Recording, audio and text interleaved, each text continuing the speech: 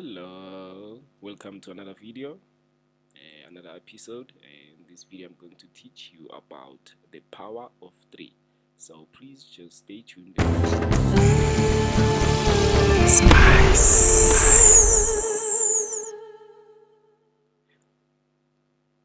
First things first, if you are new to this channel, please consider subscribing, and if you have subscribed already, thank you very much. It really means a lot.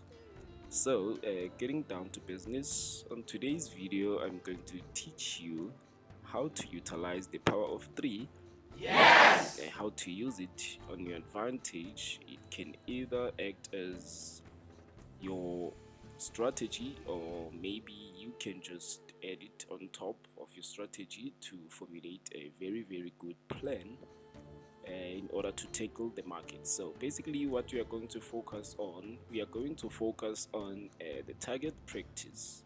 What is the target practice? The target practice is what my strategy and maybe some other people are using it. It's what we focus on in order to make a really good decision, base our bias on a very good note. So first things first, number 1, we are going to focus on the volume profile, and number 2, it's volatility in a given time frame. Number 3, it's time and execution, strategy, or a cherry on top of your strategy. You have to follow strict rules.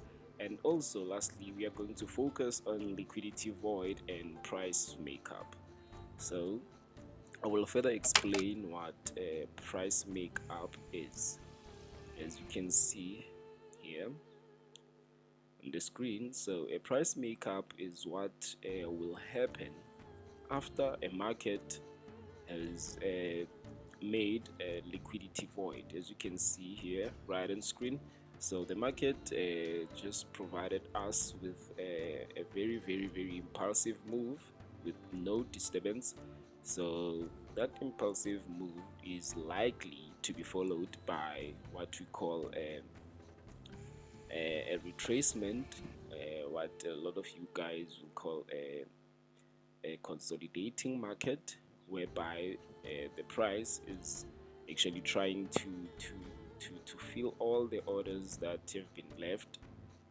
This is whereby the banks and financial institutions are actually filling up the void that has been left by other big players of the game. So yes, that's how a price makeup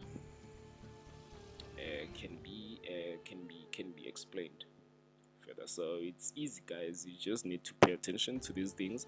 You just need to know them. Some of you, I know, going to use different terms, but it's one and the same thing. It just depends on how you are perceiving it. It just depends on how you take it. So basically, as you can see here, this is what you call a consolidation. So a market is being on a consolidation mode for the whole Asian session. So basically, if you are in South Africa, that is when you are asleep. A lot of you guys are asleep. So it's 1:30 to 8 o'clock in the morning.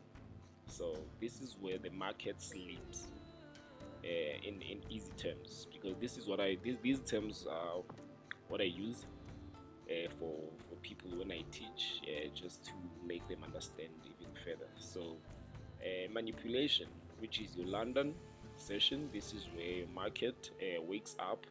It actually opens around 8 o'clock in the morning till 12:45 in the afternoon. And also this is where a market takes off. That is going to be our distribution. New York session, a lot of people are trading New York session. There's no way a trader, an experienced trader, will never know what a New York session is and what time. That is where a lot of people are actually trading indices like Nasdaq, your US 30s, and you name them.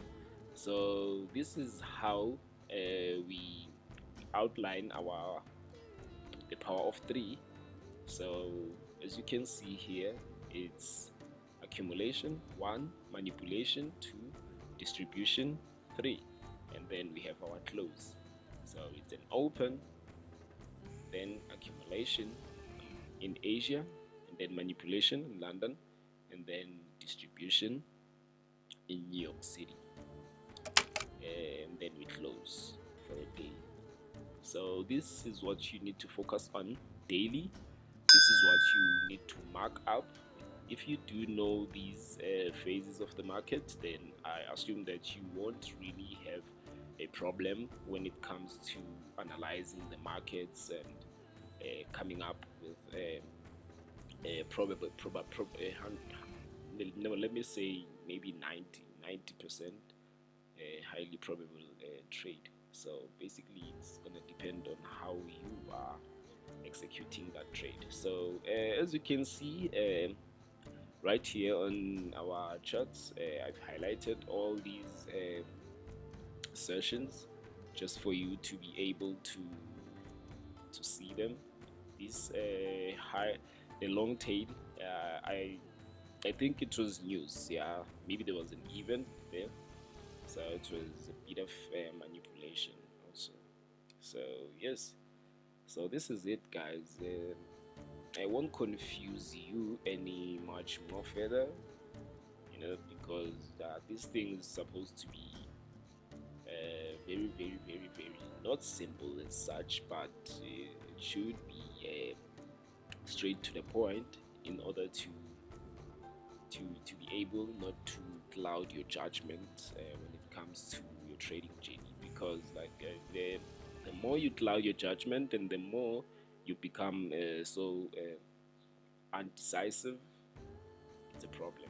And also, guys, I forgot, we need to incorporate a volume profile. As you can see here, this is what we call a volume profile. So basically, what is a volume profile? A volume profile is it's a measure of orders that have been executed in a certain time frame. So this is where we see where a place whereby a lot of people have placed their orders.